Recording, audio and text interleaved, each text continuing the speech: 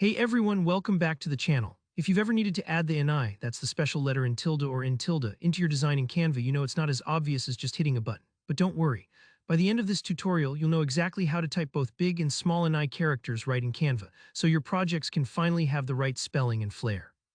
Let's dive right in. First things first, go ahead and open up Canva on your computer.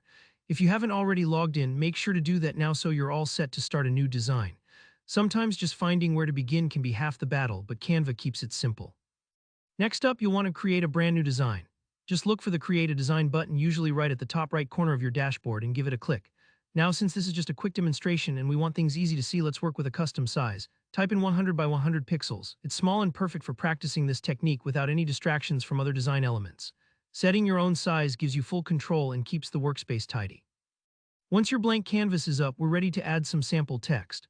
On the left-hand side, find the Text tab, click it and then choose Add a Heading or just drag and drop a text box onto your canvas.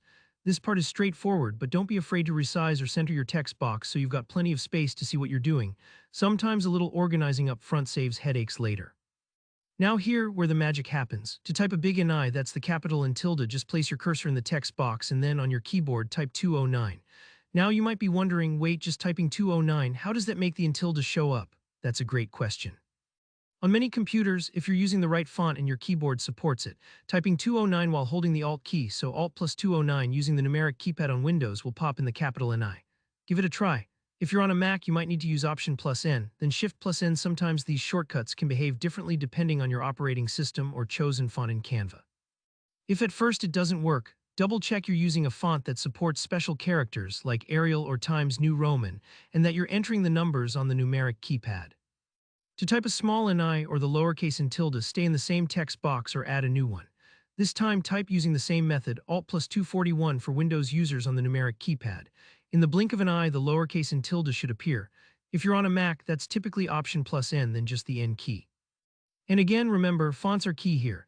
If you see a little box or question mark instead, just try switching to a different font that supports extended Latin characters. And that's it, you've now got both big and small enye characters right in your Canva design. Whether you're making invitations, posters, or just making sure someone's name is spelled correctly, this little trick can be a huge lifesaver. If this video helped you out, make sure to hit that like button below, it really supports the channel. If you've got any questions or if you run into a snag with fonts or keyboards, just drop a comment and I'll do my best to help you out.